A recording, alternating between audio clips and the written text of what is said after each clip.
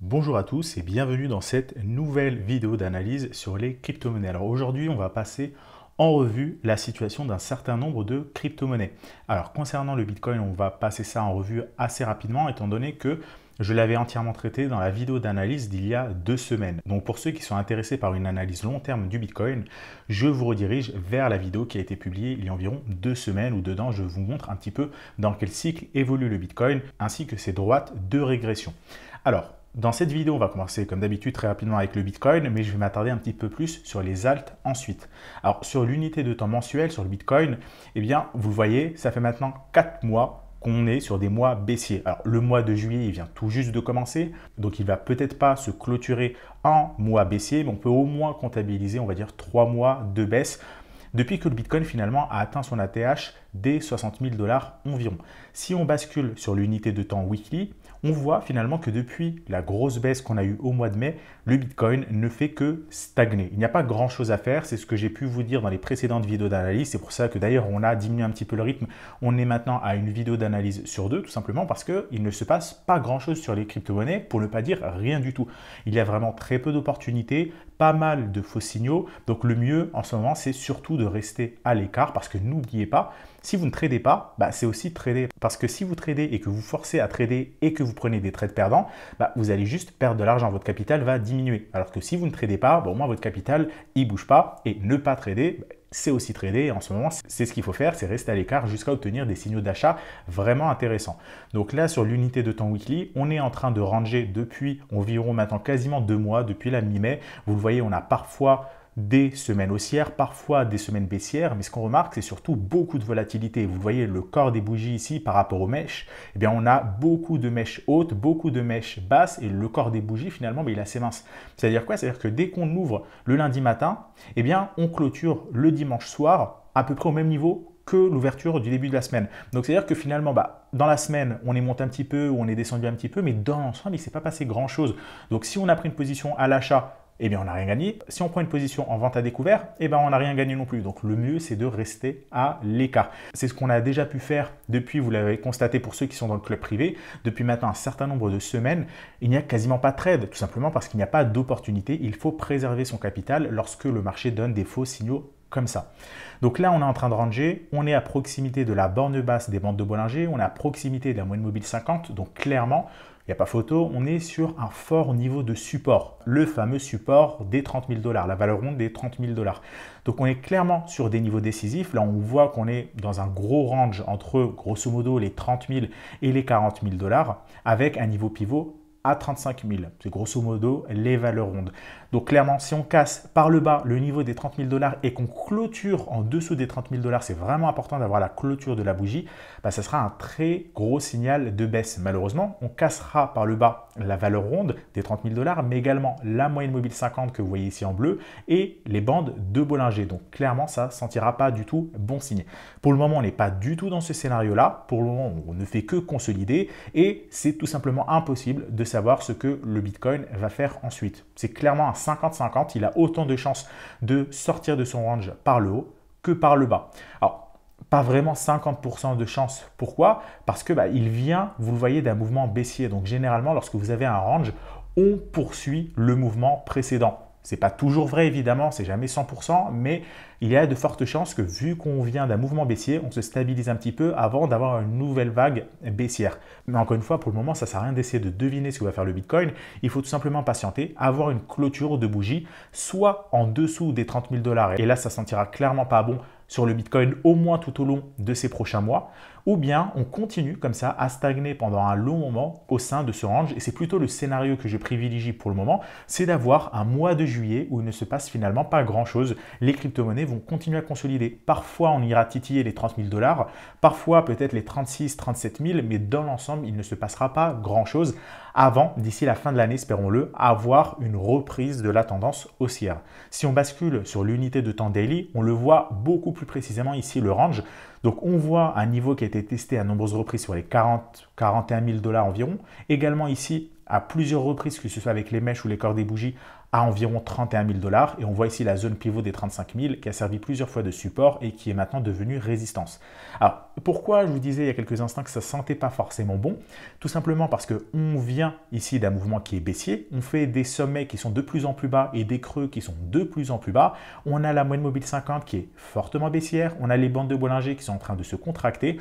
Donc, le niveau des 36-37 000 $ est un très très gros niveau de résistance sur le Bitcoin. C'est à la fois là où on a la zone pivot, c'est là où on a la moyenne mobile 50, c'est là où on a la borne haute des bandes de Bollinger. On a vraiment un cluster de résistance sur ce niveau-là. Donc, si on casse les 36 000 $ par le haut et qu'on clôture évidemment au-dessus des 36 000 $, on peut dans un premier temps aller chercher les 40 000 et dans un second temps environ entre 45 et 50 000 $. Encore faut-il avoir une cassure de ce niveau-là. Pour le moment, on ne l'a pas encore.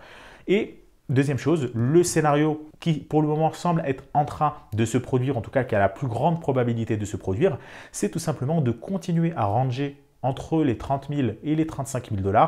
On a les bandes de Bollinger qui vont se resserrer, la moyenne mobile 50 qui va baisser un petit peu. Et donc ensuite, on verra bien. Soit on casse les 30 000 $ et là, on pourra y chercher les niveaux dont je vous avais parlé il y a 2 semaines dans la vidéo d'analyse.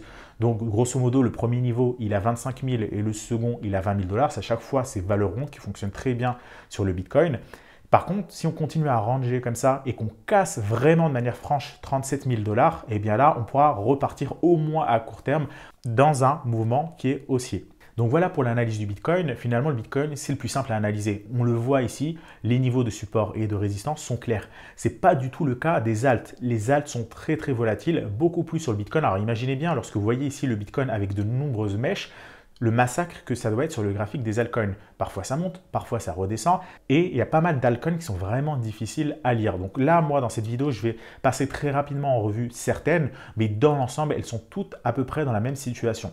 On va commencer avec l'Ether. Donc là, vous le voyez, l'Ether, on a un gros niveau de résistance à environ 3 000 $, 2 900, 3 000 $ et un niveau ici de support vers les 2 000 $.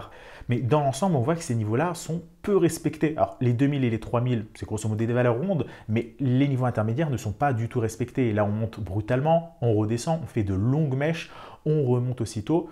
Donc, c'est vraiment difficile d'analyser les alts en ce moment et le mieux, c'est tout simplement de patienter encore quelques semaines, d'attendre des vrais signaux d'achat et de se repositionner. Donc, pour moi, je pense que tout au long du mois de juillet, il ne va pas se passer grand-chose.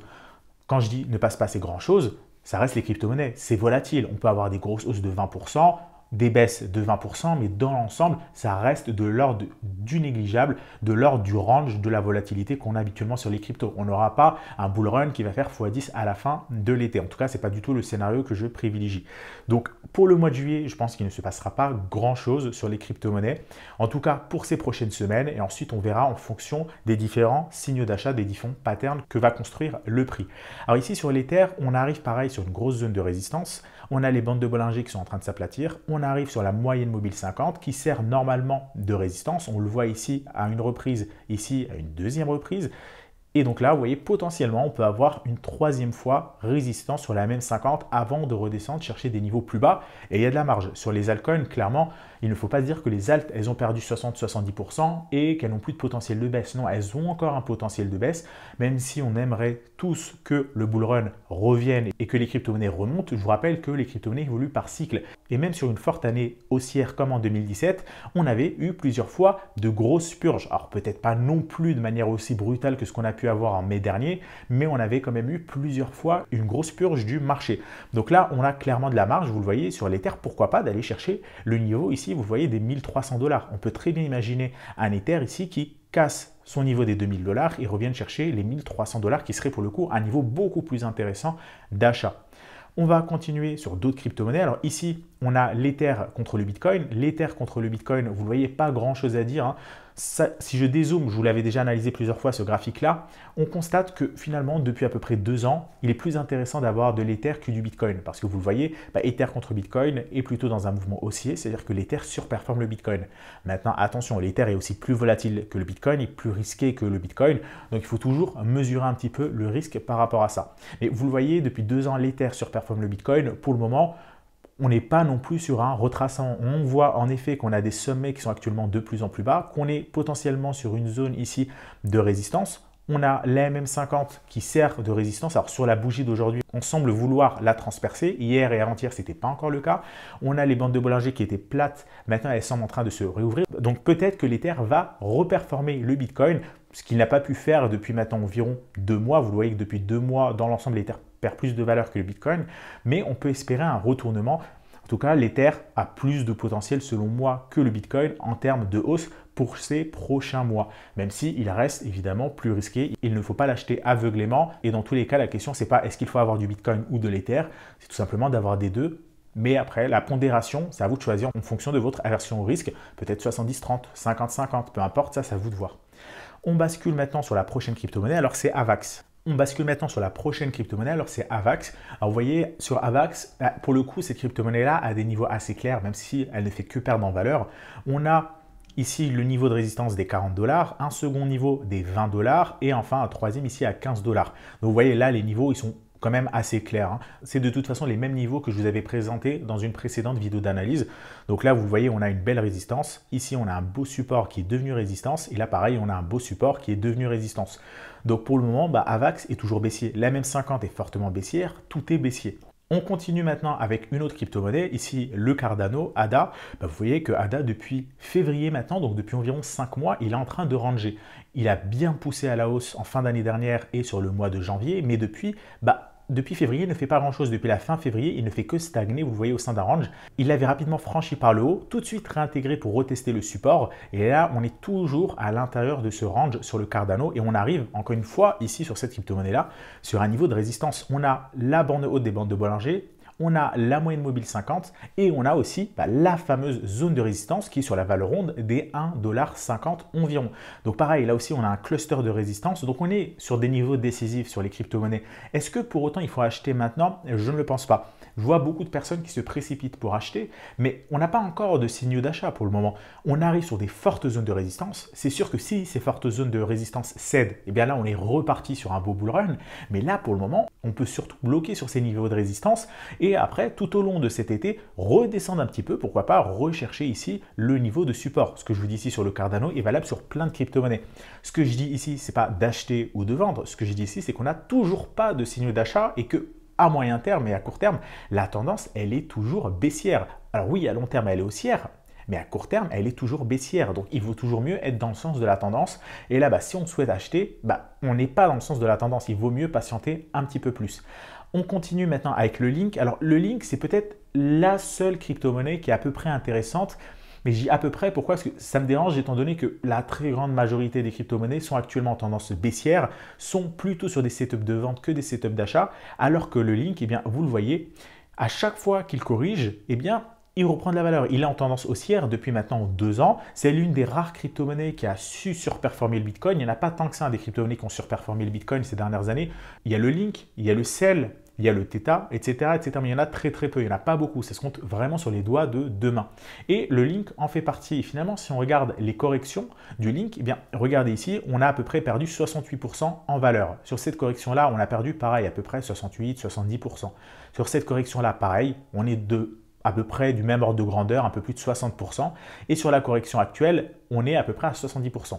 Donc à chaque fois que le Link corrige, il corrige d'environ entre 60 et 70%. Et actuellement, il est quand même sur des niveaux extrêmement intéressants. On arrive ici sur une forte droite de support, regardez, et en même temps sur la borne basse des bandes de Bollinger. Donc clairement, on est revenu sur des niveaux intéressants pour accumuler du Link. Ce n'était pas forcément le cas lorsqu'il était à plus de 50 $. Là, il est à moins de 20 $, donc ça commence à être intéressant. Il ne faut pas, comme d'habitude, acheter aveuglément, prendre trop de risques, mais il y a certaines crypto-monnaies qui commencent à être dans des configurations intéressantes. Le Bitcoin, je vous en ai parlé dans la précédente vidéo d'analyse d'il y a 2 semaines. Aujourd'hui, je vous parle du Link qui est sur des niveaux intéressants. Alors, bien évidemment, ce qui me dérange, c'est que le marché des cryptos dans son ensemble est baissier.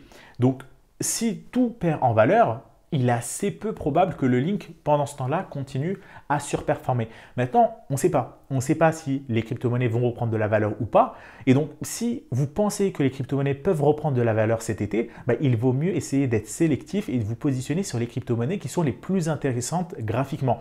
Le Bitcoin en fait partie, le Link en fait partie.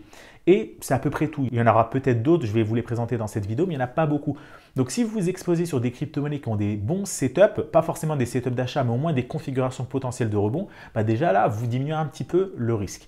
Alors, on va passer maintenant sur le band en unité de temps daily. Alors, le band, contrairement au Link, je vous rappelle, ils font à peu près la même chose, ils sont dans le secteur des oracles. Eh bien, le band, lui, fait du surplace depuis maintenant 1 an. Depuis 1 an, il évolue au sein d'un range. Vous voyez, on teste le support, la résistance, à nouveau le support. Donc là, pareil, le band est également sur des niveaux intéressants. On vient de rebondir sur une zone de support. Ce qui me dérange beaucoup plus avec le band, c'est qu'il range depuis 1 an, contrairement au Link qui lui performe. Il vaut mieux toujours essayer de privilégier les crypto-monnaies qui performent plutôt que les crypto-monnaies qui stagnent. On a également ici le BNB. Le BNB, pareil, il stagne depuis février. La plupart des crypto-monnaies stagnent depuis février. Alors quand je dis stagne, ça veut dire qu'ils ont à peu près la même valeur qu'en février. Entre-temps, ils ont pris beaucoup de valeur, puis ils ont reperdu leur valeur, mais dans l'ensemble, ils stagnent en termes de valorisation en dollars, en euros, peu importe. Et bien ici, vous le voyez, on était au sein d'un range, on l'a cassé par le haut, on l'a tout de suite réintégré, on a un gros niveau de support à 210 $ environ et une forte zone de résistance à 320 $. Et pour le moment, et ça c'est intéressant, c'est qu'on est en train de tester plusieurs fois la résistance sur le BNB. Mais on arrive là aussi, comme la plupart des alts finalement, sur une grosse zone, un gros cluster de résistance. Vous le voyez, on a ici une grosse résistance qui était support et donc qui est actuellement résistance. On a la moyenne mobile 50, on a la borne haute des bandes de Bollinger. Et finalement, ça revient à ce que je vous disais tout à l'heure. C'est que si on casse ce niveau-là, eh bien, on est reparti sur des bons mouvements haussiers sur les crypto-monnaies. Mais pour le moment, ça reste surtout des setups de rebond et des setups de rebond pour shorter et non pas pour acheter. Donc, faites vraiment attention pour ceux qui achètent. Vaut mieux attendre d'avoir un signal d'achat. Vous allez drastiquement augmenter vos taux de réussite. On continue maintenant avec le cake. Pareil, le cake, lui, il stagne depuis, comme le BNB, mi-février, fin février. Il est monté entre-temps, il est redescendu. Et là aussi, même configuration, on est sur une zone de résistance. On a la bande haute des bandes de Bollinger, etc. etc. Donc, je ne vais pas tous vous les présenter. Vous avez compris l'idée. On est systématiquement sur le même setup à chaque fois. On est sur des gros niveaux de résistance. Et c'est comme toujours, on est sur des niveaux décisifs. Soit on casse ces niveaux de résistance et là, on est reparti pour des beaux mouvements haussiers sur les crypto-monnaies. Soit on bloque dessus. Et bien, si on bloque, ça sera des beaux setups de vente et on peut aller reviser le support, voire même, pourquoi pas le franchir. Comme je vous le disais, il y a de la marge pour descendre. Alors, on peut également analyser le total 2. Vous voyez que si on repart sur le total 2 sur l'unité de temps weekly, là aussi, on voit qu'on a de la marge. Le total 2, évidemment, à très long terme, c'est haussier. Mais si on zoome un petit peu, on peut très bien ici imaginer un rebond sur la MM50, sur la borne basse des bandes de Bollinger et donc stagner tout au long de l'été et perdre environ 25% de sa valeur. Donc, si le total 2 perd 25% de sa valeur, en moyenne, les alts vont perdre à peu près le même ordre de grandeur. On peut avoir encore une baisse sur les alts d'environ 30-35% de leur valeur. Il ne faut pas mettre ça de côté. Même si, je le sais, beaucoup sont à la fois optimistes et attendent les 100 000 $ et d'autres pensent que le Bitcoin va aller chercher 20 000, peut-être que finalement tout le monde aura raison. Peut-être que le Bitcoin va déjà aller chercher les 20 000 et ensuite remontera 100 000. Et c'est tout à fait un scénario qui est envisageable. Quoi qu'il en soit, l'idée, ce n'est pas d'essayer de savoir si le Bitcoin va monter ou descendre. L'idée, c'est de se positionner lorsqu'on a des signaux. Et pour le moment, il n'y a absolument aucun signal. Pour le moment, le marché ne fait que végéter. Il végète depuis des semaines et on n'a encore rien de nouveau. Lorsqu'on aura des signaux d'achat, je vous le dirai, je ferai évidemment plus de vidéos d'analyse, mais pour le moment, ça ne sert absolument à rien d'analyser, de faire des vidéos d'analyse. Il n'y a aucune opportunité. Là, vous voyez, même en faisant une vidéo d'analyse toutes les 2 semaines, je reste sur des grosses unités de temps, le weekly, éventuellement le daily. Sur le daily, vous le voyez, depuis finalement 2 mois, allez, 1 mois et demi, depuis la mi-mai, finalement, il n'y a rien. Pour ceux qui ont tradé le Bitcoin, il n'y avait pas grand-chose à se mettre sous la dent, à part des faux signaux. C'est-à-dire qu'on baisse un petit peu, on a des mèches, ça remonte aussitôt, ça redescend, ça remonte. Donc, il n'y a vraiment pas grand-chose à faire. Et donc, pour ceux qui font de l'intraday, par exemple en H4, pareil. Alors, éventuellement, il y a des trades qui peuvent être pris si on achète ici le support et qu'on vise la résistance. Mais encore une fois, c'est risqué, ça ne rapporte pas forcément beaucoup et c'est surtout s'embêter pour pas grand-chose. Donc, le mieux, c'est tout simplement d'attendre que le Bitcoin décide de partir dans une direction et ça donnera le tempo aux alts. Là, le Bitcoin, il range et tant que le Bitcoin sera dans une configuration comme ça de range, les alts auront évidemment du mal à s'exprimer. Par contre, lorsque le Bitcoin décidera de repartir et casser vraiment de manière nette les 42 000 $ environ, là, on peut commencer à surveiller les alts et à se positionner et ça ne sera pas trop tard. Le Bitcoin, s'il a 42 000 $, les alts, elles n'auront pas fait x10 d'ici là, d'accord? Il y aura encore largement de quoi en profiter. Donc voilà pour cette vidéo d'analyse. Si vous l'avez apprécié, comme d'habitude, pour le soutien, n'oubliez pas de laisser un like sous la vidéo. Si vous avez des remarques, des questions, des suggestions, laissez un commentaire sous la vidéo. Et nous, on se retrouve peut-être mardi prochain pour une prochaine vidéo d'analyse sur les cryptos. Si le marché se décide de bouger, par contre, si le marché ne bouge pas, eh bien, on se retrouvera dans 2 semaines. Je vous souhaite à tous une excellente soirée et à très bientôt.